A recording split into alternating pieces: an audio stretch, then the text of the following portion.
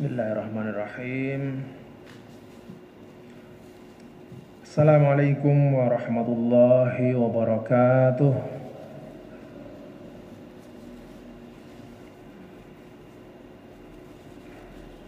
Bismillahirrahmanirrahim. Alhamdulillahilladzi bidzikrihi tatma'innul qulub wa bi fadlihi wa rahmatihi tughfarudz dzunub. Alhamdulillahi ahsa kulla syai'in 'adada wa ahata bi kulli syai'in 'ilma. Ya'lamu ma yaliju fil ardi wa ma yakhruju minha wa ma yanzilu minas sama'i wa ma ya'ruju fiha. Wa huwa ma'akum aina ma kuntum wallahu bima ta'maluna basir. Asyhadu an la ilaha illallah la yusyriku fi mulkihi ahad wa la yuhsi ni'amahu 'adad. Wa asyhadu anna Muhammadan 'abduhu wa rasuluhu arsalahu rahmatan lil alamin. Qala rabbi shrah li sadri wa yassir li amri wahlul 'uqdatam min lisani yafqahu qawli. Subhanaka la ilma lana illa ma 'allamtana innaka antal alimul hakim. Allahumma 'allimna bima yanfa'una wa anfi'na bima 'allamtana innaka ala kulli syai'in qadir. Wa ba'du. Jamaah Masjid Al-Mahkamah rahimakumullah yang dimuliakan Allah Subhanahu wa taala.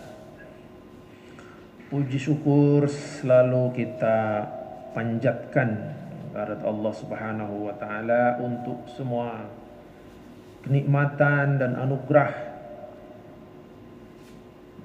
yang dilimpah ruahkan kepada kita hingga detik ini, sehingga kita dapat menjalankan perintah-perintahnya sekaligus berusaha bermujahadah untuk menjauhi larangan-larangannya. Salawat dan salam tidak lupa kita ucapkan Allahumma salli ala Sayyidina Muhammad. Kita sampaikan kepada junjungan kita Nabi Muhammad sallallahu alaihi wasallam. Bapak Ibu jamaah rahimakumullah. Pada pertemuan sebelumnya kita telah membaca fiqh sunnah, pembahasan tentang kaifiyatus shalah. Udah cukup lama tapi kita masih di salat ya. Awalnya masih taharah, sekarang masuk ke salat. Enggak apa-apa. Ini bukan kita untuk belajar tata cara salat karena kita sudah paham, kita sudah mengerjakan.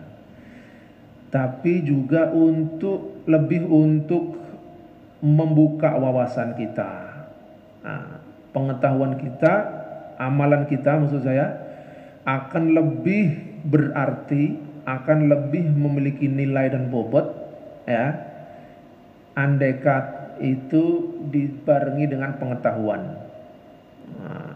Jadi ada juga kita sudah mempraktekkan banyak hal, tapi belum tentu kita memiliki dasar pengetahuannya. Ya, pokoknya saya diajari dari kecil seperti itu. Tapi dengan bersama-sama kita duduk di sini, kita membacakan kitab Fiqh Sunnah karya Sayyid Sabiq, setidaknya akan menambah pengetahuan kita. Oh, dasarnya ini. Oh, dalilnya ini. Kira-kira seperti itu. Dengan seperti ini, maka kita punya harapan bahwa amalan kita dalam beribadah atau dalam bermuamalah itu juga kita iringi dengan pengetahuan kita. Bapak Ibu jamaah rahimakumullah, Kita lanjutkan pertemuan kali ini pada pembahasan tentang faraidus shalah. Qala al-musannifu rahimahullahu wa nafa'ana bihi wa bi'ulumihi fid dharaini. Faraidus sholati. Faraid artinya beberapa fardu. Fardu itu kewajiban. Jadi faraidus shalah itu hal-hal yang wajib dilakukan dalam sholat. Nah, artinya rukun sholat. Kalau ditinggalkan sholatnya batal. Nah, itu faraidus shalat. Qala al-musannifu lis-sholati faraidun wa arkanun tatarakkabu minha haqiqatuha hatta idza takhallafa fardun minha la tatahaqqaq wa la yu'taddu biha syar'an. Nah, kata penulis, salat itu memiliki rukun ya dan kewajiban-kewajiban yang membentuknya atau yang menyusunnya. Nah, jadi ada anasir yang membentuk sahnya salat. Kalau tertinggal salah satunya ya, la tatahaqqaq wa la yu'taddu biha syar'an, maka salatnya itu secara syariat dianggap tidak ada. La yu'taddu biha syar'an. Jadi salatnya dianggap tidak ada, tidak dianggap ada. Idza takhallafa fardun minha, kalau ada salah satu dari kewajiban salat atau rukun salat yang terlewati. Apa fardu atau rukun daripada salat itu? Nah, jadi di sini kita maknai fardu itu rukun salat itu ya. Jadi kalau rukun ya itu unsur yang membentuknya. Jadi dia bagian dari amalan itu. Nah, kalau dia tidak terpenuhi batal. Ada juga yang menyebabkan sholatnya batal walaupun rukunnya terpenuhi tapi syaratnya tidak terpenuhi. Nah, jadi ada rukun, ada syarat. Kalau rukun dia itu juz'un min mahiyati asy-syai'. Artinya rukun itu bagian dari amalannya itu. Misalnya kalau dalam sholat ada takbiratul ihram. Ya, ada ruku, ada sujud dan seterusnya. Nah, itu rukun, itu bagian dari amalannya itu. Tapi kalau syarat sama, dia kalau nggak terpenuhi sholatnya nggak sah. Tapi dia kharij asy-syai', di luar dari amalannya. Contoh, Bapak Ibu sholat sudah terpenuhi rukunnya, mulai dari niat, takbiratul ihram, berdiri, menghadap kiblat, ruku, sujud, sampai salam. Tapi Bapak dalam keadaan berhadas, tidak punya wudu, atau yang berhadas besar belum mandi besar, belum junub. Nah, ini juga sholatnya tidak sah, atau sholatnya fasid. Fasid itu ya rusak, maksudnya batal. Nah, jadi ada rukun, ada syarat. Kalau syarat itu dia bukan bagian dari amalannya. Misalnya syaratnya apa? Dia harus bersuci. Berarti orangnya harus punya wudu. Nah, itu syarat. Nah, kalau rukun ini bagiannya. Yang pertama adalah an-niyatu. Niat. Ya. Jadi orang kalau mau sholat punya niat. Kalau nggak punya niat, nanti tidak bisa dibedakan apakah dia sedang melakukan sholat atau dia hanya melakukan gerakan yang menyerupai sholat. Karena nggak ada niatnya. Ya, kalau tidak ada niatnya, maka tidak bisa dibedakan mana itu ibadah, mana itu hanya sekedar gerakan-gerakan. Jadi yang pertama an-niyah, harus ada niat. Dalilnya adalah qaulullah ta'ala wa ma umiru illa liya'budullaha mukhlishina lahuddin.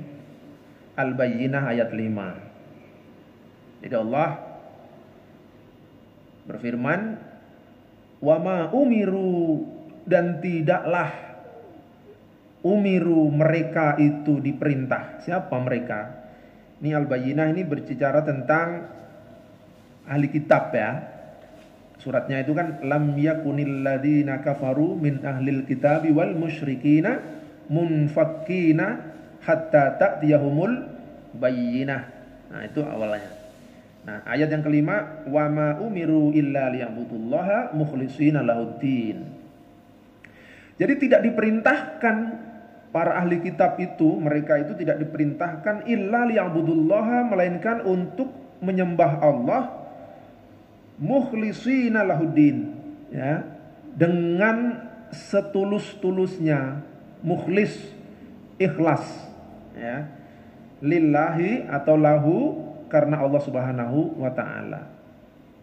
Jadi niatnya mesti harus lillah, mukhlishina lillah. Jadi harus ikhlas karena Allah Subhanahu wa taala. Jadi ini niat. Nah, karena itu menurut Syekh Said Sabiq, niat ini merupakan bagian daripada rukun salat. Artinya wajib.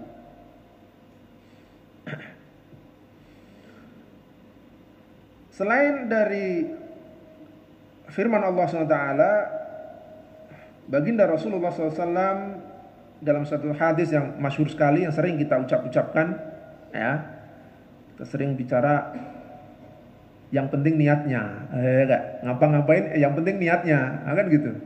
Nah, hadisnya sudah sering kita bacakan. Hadis dari Umar radhiyallahu anhu, bahwa Rasulullah SAW bersabda, innamal a'malu binniyat wa innama likulli imri'in ma nawa. Jadi amalan-amalan itu, ya, itu bergantung pada niatnya. Innamal a'malu binniyat. Jadi harus ada niatnya. Karena nilai amalan itu digantungkan pada niatnya. Wa innama likulli imri'in ma nawa, dan bagi setiap orang dia akan mendapatkan apa yang dia niatkan. Faman kanat hijratuhu ilallahi wa rasulihi fa hijratuhu ilallahi wa rasulih. Nah, ini sebutannya hijrah, ya. Ini konteksnya dalam konteks hijrah. Maksudnya siapa yang hijrahnya, ya, itu adalah untuk Allah dan Rasulnya, ya, fa hijratuhu ilallahi wa rasulihi, maka hijrahnya itu adalah hijrah yang menguntungkan. Maksudnya fa hijratuhu ilallahi wa rasulihi fa hijratuhu rabihah. Jadi kalau orang yang beribadah, ya, itu karena Allah, maka amalan dia itu amalan yang menguntungkan. Wa man kanat hijratuhu lidunya yusibuha aw imra'atin yankihuha fa hijratuhu ila ma hajara ilaihi. Kalau dia berhijrah atau kalau dia melakukan amalan, ya, tapi karena ingin dunia, orientasinya orientasi dunia. Ini kalau aku sholat di paling depan nih, ya, di belakang imam terus nih paling depan, ya kan, pastilah aku ketengok nih sama entah, nggak tahu siapa. Nah, misalnya ini contoh. Nah, itu lidunyahu. Jadi niatnya bukan karena Allah Subhanahu wa taala, tapi hijrah dia lidunyahu yusibuha aw imra'atin yankihuha, atau yang hijrahnya karena wanita yang ingin dia nikahi. Maka fa hijratuhu ila ma hajara ilaihi, kata Rasul. Maka dia akan mendapatkan apa yang dia niatkan. Itu. Jadi kalau karena Allah, itu amalannya, hijrahnya, hijrah yang menguntungkan. Tapi kalau karena dunia, ya, maka hijrahnya hijrah yang merugikan.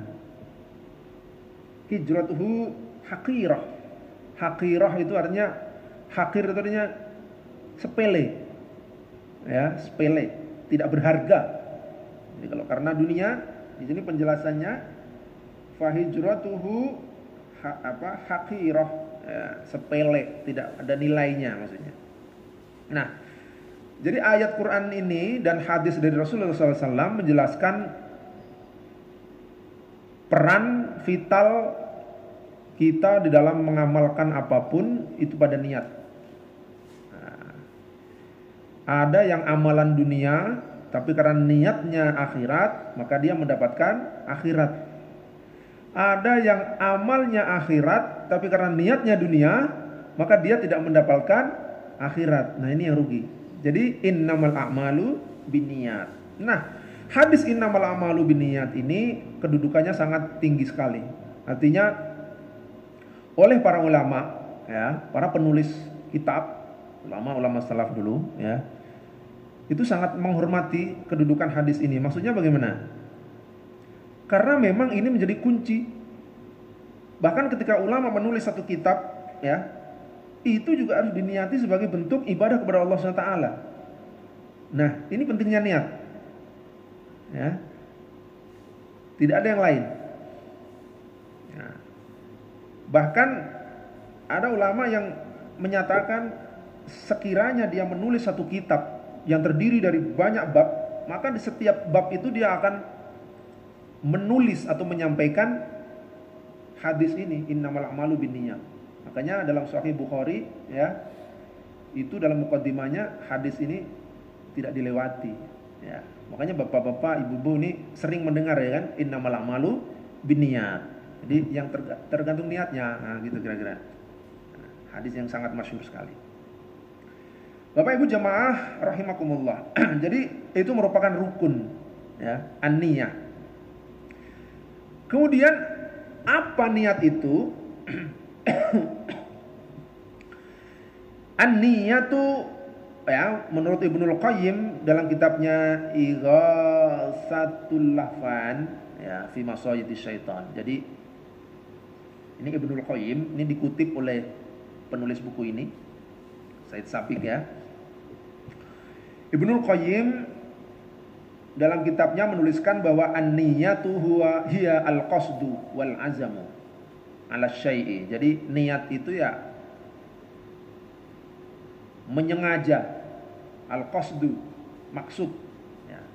Jadi orang punya niat, dia punya maksud. Kalau perbuatannya itu tanpa didasari maksud, tanpa ada niat ya, maka tidak punya nilai. Jadi niat ini pekerjaannya amalan hati ya. Kata Ibnu Al-Qayyim, wa mahalluha al-qalbu. La ta'alluqa laha bil lisani aslan. Jadi niat ini tempatnya di hati ya, tidak ada kaitannya dengan lisan. Jadi kalau Bapak datang ke sini jam 12 siang lebih 5 menit, maaf jam 12 lebih 5 menit datang ke sini ya. Kok bilangnya usolli fardhul asri. Nah, tapi waktu Bapak datang ke sini dan masuk masjid, niatnya adalah untuk melakukan sholat zuhur ya. Maka yang dinilai mana? Yang di dalam hati apa yang diucapkan? Yang di dalam hati. Nah, baru datang ke sini untuk melaksanakan sholat zuhur. Ternyata datang-datang saya niat mau sholat asar, salah ucap ya. Jadi yang dianggap atau yang dihitung adalah niatnya yang ada di dalam hati. Jadi mahalluha al-qalb. Niat itu tempatnya ada di hati. Jadi dia tidak ada kaitannya dengan ucapan di lisan. Namun ini menjadi perdebatan di antara ulama ya Bapak Ibu ya. Ada juga khususnya di kalangan mazhab Syafi'i seperti yang banyak kita anut. Di dalam sholat ini anjuran untuk melafalkan niat ya, itu adalah untuk meneguhkan hati ya. Jadi ada juga yang menyatakan bahwa melafalkan niat at-talaffuz bin niat ya, itu mandu, artinya dianjurkan. Untuk apa? Untuk meneguhkan niat yang ada di dalam hati ya, gitu. Dan juga itu penting bagi orang yang memiliki apa ya, bisa dibilang mungkin penyakit atau apa, yang was-was. Nah, orang yang suka was-was, kalau dia belum melafalkan ya, kan masih ragu. Nah, supaya dia yakin ya, dilafalkanlah itu niat. Ya. Jadi ini memang para ulama ada yang membedakan ya antara niat itu diucapkan atau tidak perlu diucapkan. Tapi oleh Said Sabiq dalam Fiqhus Sunnah ini, niat dalam sholat itu tempatnya di hati, tidak perlu diucapkan dengan lisan, baik secara keras maupun secara lirih atau pelan. Misalnya datang masuk ke masjid, usolli sunnat tahiyatul masjid rakaatain lillahi ta'ala. Nah, itu kalau menurut Said Sabiq penulis kitab ini tidak perlu. Tidak perlu. Datang ke masjid sudah suci dari hadas ya, pakaiannya sudah menutup aurat ya. Niat di dalam hati, mau sholat tahiyatul masjid 2 rakaat. Allahu akbar. Cukup. Tidak perlu dilafalkan.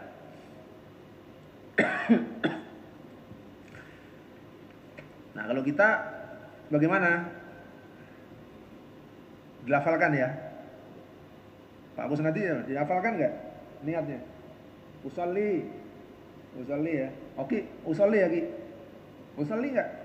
Usolli kan? Usolli. Enggak apa-apa. Jadi untuk menguatkan hati. Jadi di sini tadi saya kutip ya dalam Nihayatul Muhtaj, itu syarah kitab Minhajut Thalibin ya. Itu ditulis di situ wa yundabu an-nutqu bil manwa qubailat takbir li yusa'ida al-lisanu al-qalba. Nah, wali annahu ab'ad 'anil waswas. Jadi dianjurkan untuk mengucapkan lafaz atau melafalkan amalan yang dia niatkan. Ya, qubailat takbir. Qubailat takbir itu pas menjelang bertakbiratul ihram. Ya. Tujuannya apa? Liyusa'idal lisan al-qalbu. Agar lidahnya ini membantu menguatkan niat yang ada di dalam hati. Nah, wali annahu ab'ad anil waswas. Jadi itu pun menghindarkan seseorang yang punya bisa dibilang penyakit atau mungkin bukan penyakit tapi kebiasaan yang was-was, ragu-ragu. Itu ya. Nah, boleh datang langsung niat di dalam hati Allahu Akbar, ataupun datang ke masjid ya niat dengan dilafalkan boleh juga. Gitu ya. Tapi yang dipilih dan yang dirojihkan oleh penulis kitab Fiqhus Sunnah adalah tanpa melafalkan niat. Itu ya. Jelas ya? Bapak Ibu jamaah yang dimuliakan Allah Subhanahu wa taala. Kata al-musannif, walidzalika lam yunqal 'anin nabi sallallahu alaihi wasallam wala 'anis sahabati fin niyyati laf bihal. Ini kata Ibnul Qayyim yang dikutip Said Sabiq, ya tidak ada satu riwayat pun dari Nabi Muhammad sallallahu alaihi wasallam dan tidak ada juga dari para sahabat ya mengenai pelafalan niat di dalam salat. Wa hadhihi al-ibarat allati ahdathat inda iftitah at-tahara was-shalah qad ja'alaha asy-syaitan mu'tarikan li ahli waswas. Bahkan menurutnya ya, dengan mengucapkan atau melafalkan niat itu justru membuka peluang syaitan untuk masuk dan mengganggu orang yang sedang sholat. Ini katanya. Makanya di sini dikatakan wa yuwaqqi'uhum fi talabi tashihiha, dan menjerumuskan orang yang sholat itu untuk berulang-ulang berusaha memperbaiki bacaan niatnya. Makanya kita sering dengar, kadang kita lagi baca Fatihah dalam hati ya, sebelah ini kita sudah mau waladhdallin, dia masih usolli. Pernah nggak ada gitu? Usolli nggak selesai. Kita sudah waladhdallin, imamnya sudah hampir selesai suratnya, sudah mau ruku, dia baru usolli fardhu. Nah, jadi itu kata Ibnu Al-Qayyim di sini dikutip, itu peluang ketika melafalkan niat dengan lisan, ya, itu justru membuka peluang setan untuk mengganggu konsentrasi dia sehingga dia mengulang-ulang memperbaiki bacaannya. Nah, sebaliknya gitu ya. Jadi ini pandangan para ulama. Jadi ada yang menyarankan atau berpandangan tidak perlu diucapkan, ada yang berpandangan sebaiknya diucapkan. Jadi monggo ya, tidak masalah. Masing-masing ada dalilnya. Tapi tidak kita bahas detail di sini ya. Kita baca dalam konteks fiqh sunnah. Nah, kalau fiqh sunnah ya apa yang ditulis oleh Syekh Sayyid Sabiq. Nah, beliau seperti yang saya sampaikan tadi, niat tidak perlu dilafalkan. Cukup ada di dalam hati.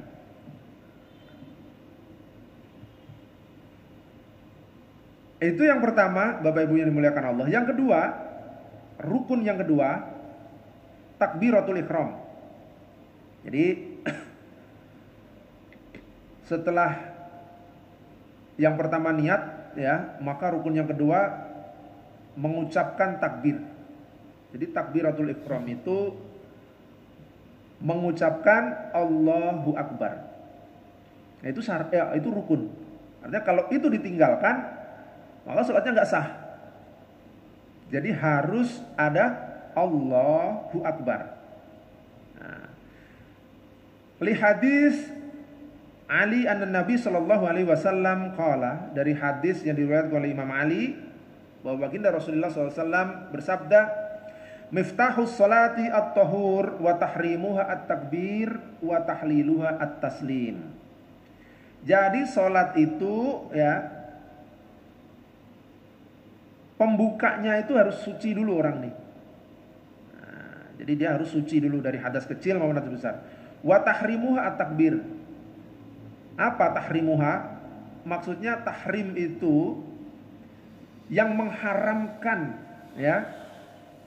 Setelah Allahu Akbar maka haram melakukan amalan-amalan di luar sholat. Nah, itu namanya takbiratul ihram. Haram, tahrim, ya, sama itu. Haram artinya menghalangi. Kalau sudah Allahu Akbar maka itu menjadi penghalang. Orang yang sudah Allahu Akbar itu terhalang untuk buka WA ya, kemudian balas WA, iya bro nanti habis sholat, ana lagi sholat nih. Nah, tidak bisa. Itu sudah haram. Haram artinya apa? Tidak boleh di dalam sholat. Kalau sudah Allahu Akbar takbiratul ihram ternyata masih buka WA, tunggu nanti dulu ya. Kalau sudah salam, saya masih sholat, nah, itu sholatnya nggak sah. Karena sudah takbiratul ihram. Nah, ihram itu artinya haram, menghalangi amalan-amalan di luar sholat. Jadi wa tahliluha at-taslim. Tahlil itu halal. Kalau sudah taslim, assalamualaikum, assalamualaikum ya, maka sudah halal. Boleh Anda buka WA, chat-chatan sama kawan. Itu sudah halal. Jadi takbiratul ihram itu rukun daripada sholat. Kalau ditinggalkan, sholatnya nggak boleh. Selama ini kita sudah takbiratul ihram. Nah, pertanyaannya, saat takbiratul ihram ini, apakah ya dia disertai dengan niat, atau sebelum niat, atau sesudah niat? Nih Pak, saya ini bingung nih. Allahu Akbar tapi di dalam hati harus bareng sama niat, atau niat dulu nih, niat sholat zuhur 4 rakaat hadap kiblat dalam hati ya, Allahu Akbar, atau Allahu Akbar baru kemudian niat sholat.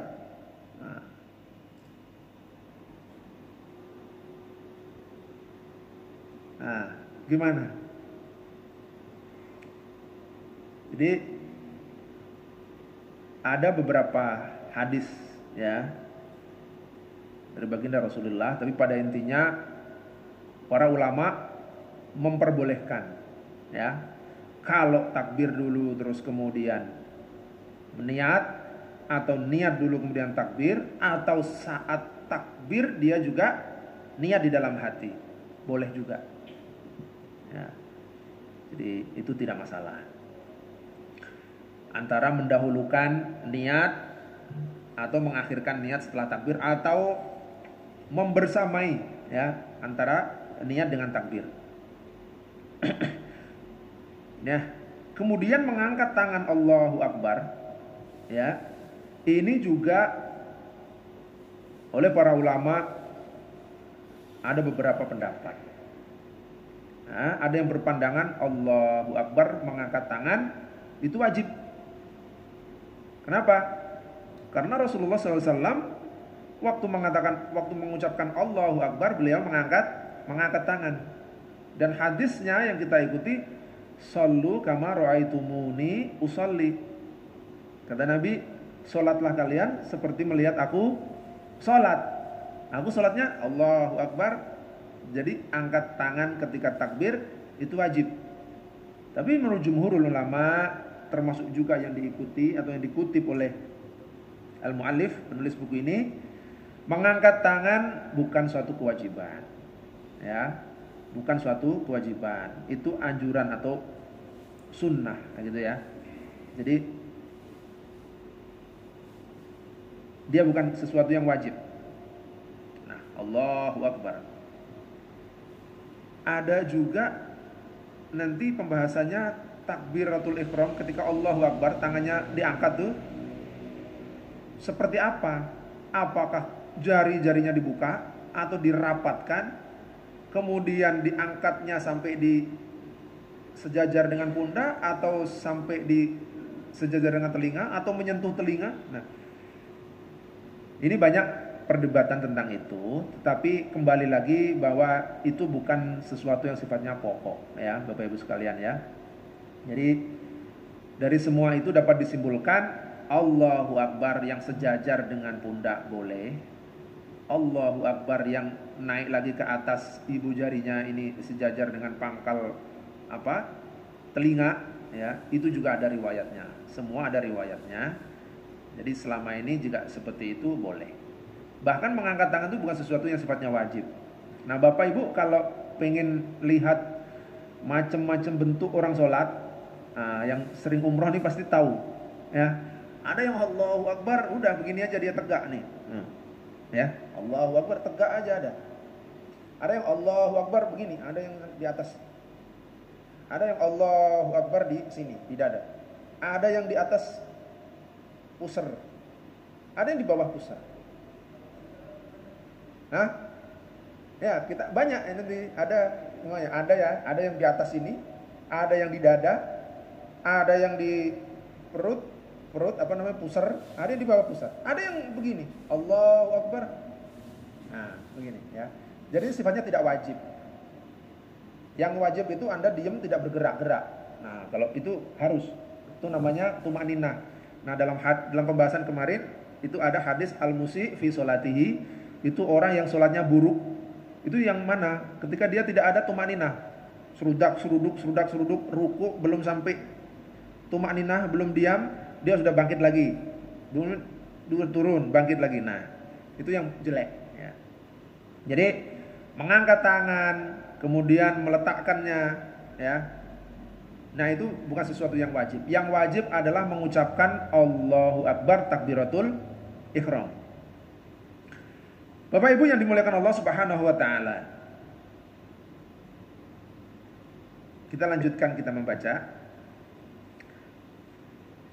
Miftahus salat at-tahuru wa tahrimuha at-takbir wa tahliluha at-taslim ya. Tadi hadisnya itu. Rawahu Syafi'i wa Ahmad wa Abu Dawud wa Ibnu Majah wa Tirmidzi.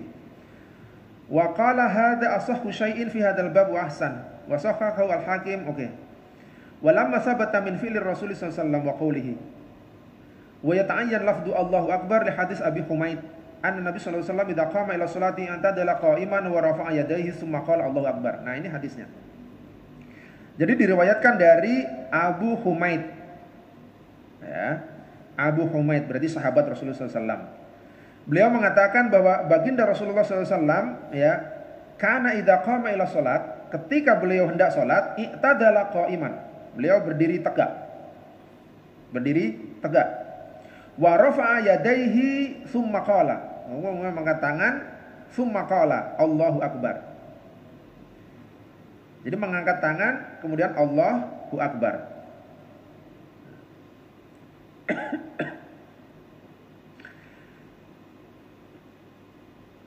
Mana tadi? Rawahu Ibnu Majah.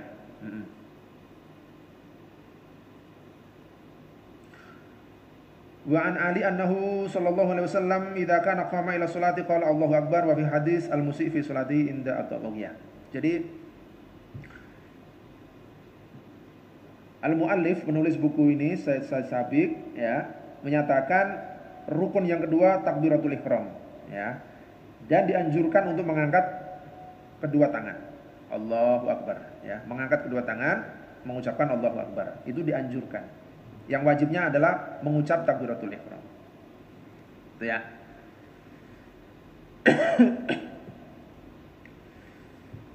Kita udah jam 1 ya, bentar lagi, dikit satu lagi ya. Yang pertama adalah rukunnya niat, yang kedua takbiratul ihram. Yang ketiga al-qiyamu fil fardi. Al-qiyamu fil fardi maksudnya berdiri untuk sholat fardu. Fil fardi, untuk sholat fardu. Jadi wahuwa wajibun bil kitabi was sunnati wal ijma'i liman qadara alaihi. Nah, jadi orang yang sanggup berdiri, dia wajib berdiri untuk sholat fardu. Maksudnya apa? Kalau bukan sholat fardu, dia boleh untuk nggak berdiri. Walaupun dia bisa berdiri, tapi lebih utama dia berdiri. Gitu ya maksudnya ya. Nah ini kalau dalam sholat fardu, dia harus berdiri kalau dia sanggup. Dalilnya adalah firman Allah SWT, hafidhu ala sholawati was salatil wusta wa qumu lillahi qanitin. Wa qumu lillahi qanitin. Dan qumu itu artinya al-qiyam, berdiri ya, berdirilah kamu dalam sholat lillahi karena Allah SWT, qanitin khashi'in, artinya dalam keadaan khusyuk ya, qanitin itu khashi'in. Nah jadi ini perintahnya adalah salat ala shalawatil hafidhu ala shalawatil wusta, hafidhu ala shalawati wa shalatil wusta. Jadi salat wajib itu kita diperintahkan untuk berdiri. Wa an Imran ibnu Husain qala kanat biwasir fasa'altu Nabi sallallahu alaihi wasallam anis salat faqala shalli qa'iman fa in lam tastati fa qa'idan fa in lam tastati fa ala janb. Jadi kalau orang tidak sanggup berdiri maka ada pilihan boleh untuk duduk, kalau nggak sanggup dia boleh berbaring ya. Hadisnya dari Imran bin Husain, beliau mengatakan kanat biwasir, saya mempunyai penyakit wasir. Penyakit wasir itu ya. Nah kalau dipakai berdiri mungkin netes-netes ya, atau gimana tuh? Sakit. Nah dia khawatir itu, maka bertanya kepada Rasulullah SAW bagaimana dia sholatnya. Berdiri kalau bisa. Kalau nggak bisa duduk. Kalau duduk pun masih nggak bisa ya berbaring. Nah begitu ya. Wa ala hada ittafaqat kalimatul ulama kama ittafaqu ala istihbabi tafriqil qadamaini asnahu. Nah inilah yang menjadi kesepakatan para ulama, yaitu kewajiban berdiri untuk sholat fardu ketika dia sanggup. Kalau nggak sanggup boleh duduk, boleh juga untuk berbaring kalau nggak sanggup duduk. Kesepakatan ini juga sama dengan kesepakatan para ulama mengenai anjurannya tafriq al-qadamain asna'ahu. Jadi saat berdiri ya, itu juga anjurkan kedua kaki ini itu untuk direnggangkan. Tafriq al-qadamaini asna'ahu ay asna'a al-qiyam. Jadi saat berdiri itu kakinya dibuka, tidak dirapatkan. Nah, ini para ulama bersepakat itu dianjurkan, gitu ya. Adapun dalam sholat nafal atau sholat sunnah yang bukan fardu, fa innahu yajibu ayyusalli min qu'udin ma'a adami al-qudrah al-qiyam illa anna sawabal qa'im atammu min sawabil qa'id. Mana nih coba?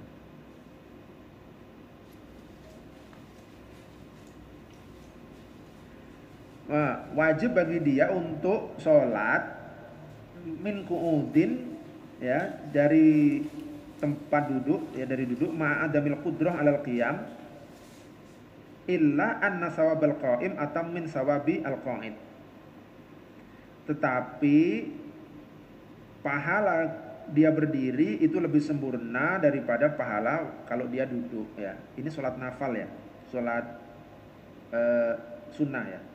Fa'an Abdullah bin Umar radhiyallahu anhuma qala hadastu anna Rasulullah sallallahu alaihi wasallam qala sholatur rajuli qa'idan nisfu sholah.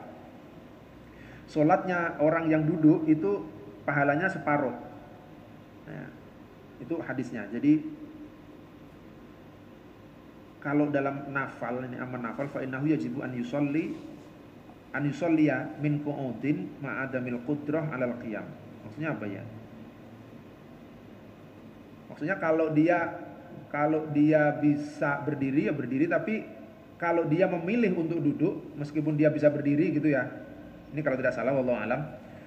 Itu kalau dalam sholat nafilah masih diperbolehkan, hanya pahalanya berkurang, pahalanya tidak sempurna kalau dia berdiri. Nah, kira-kira begitu. Wallahu alam bisawab. Nah, ini dalam sholat nafilah. Tapi kalau sholat wajib tadi sudah jelas diwajibkan untuk berdiri. Kalau tidak sanggup karena sesuatu dan lain hal, dia boleh untuk duduk. Kalau nggak sanggup lagi, dia boleh untuk berbaring. Jamaah yang dimuliakan Allah Subhanahu wa taala, sebagai penutup, al-ajzu 'anil qiyami fil fardi, kehilangnya kemampuan untuk berdiri dalam sholat fardu. Wa man ajaza 'anil qiyami fil fardi shalla 'ala hasbi qudratihi. Wala yukallifullahu nafsan illa wus'aha walau ajruhu kamilan ghairu manqus. Tapi kalau dalam sholat fardu, ya, dia tidak sanggup berdiri, dia boleh sholat sebagaimana dia sanggup. Nah, ya, dan pahala dia kamilan, pahala dia sempurna, ghairu manqus, tidak berkurang sama sekali. Ya, ini menurut ini pendapat yang dipilih oleh penulis. Dalilnya adalah hadis dari Abi Musa anna Nabi sallallahu alaihi wasallam qala idza maradal abdu aw safara kataballahu lahu ma kana ya'maluhu wa huwa sahih muqim. Ya, jadi hadis dari Rasulullah sallallahu alaihi wasallam, kalau seseorang itu sakit atau dia sedang bepergian, maka oleh Allah pahalanya ditetapkan kalau dia melakukan amalan saat dia sakit, maka pahalanya ditetapkan sebagaimana kalau dia sehat atau dia mukim atau dia tidak bepergian. Ya. Jadi kalau bapak ini rajin sholat ke masjid, ya, waktu sehat, ya, berjamaah terus, ya, kemudian bapak sakit misalkan, nah, tidak bisa datang ke masjid, ya, maka oleh Allah pahala bapak itu sempurna, sama kayak waktu bapak sering waktu sehat datang ke masjid. Kira-kira seperti itu memahaminya, ya. Nah, ini perbedaannya antara sholat fardu dengan sholat nafal tadi, sholat sunnah tadi. Nah, kalau sholat sunnah Anda memilih duduk, ya pahalanya separuh. Nah, gitu ya. Wallahu a'lam bishawab. Demikian sedikit tentang faraidus shalah atau rukun-rukun salat yang kita sampaikan pada pertemuan kali ini. Insyaallah pertemuan yang akan datang kita akan lanjutkan secara ringkas saja. Atau mungkin nanti kalau kita merasa lebih memilih untuk membahas bab-bab yang apa ya, yang sifatnya mungkin muamalat gitu ya, coba nanti kita bicarakan dengan Pak DKM-nya, ya. Artinya kalau kita membahas bab wudu, kemudian bab sholat, kemudian bab apa lagi ini, mungkin sudah terlalu mendasar, barangkali begitu, ya. Tapi kalau tidak apa-apa, tapi kalau Bapak Ibu merasa tetap ini penting untuk menambah wawasan kita, pengetahuan kita dari apa yang selama ini kita lakukan, ya tidak apa-apa, ya. Kira-kira seperti itu. Demikian Bapak Ibu yang dimuliakan Allah SWT, kurang lebihnya mohon maaf. Akhirul kalam, wabillahi taufik. Wassalamualaikum warahmatullahi wabarakatuh.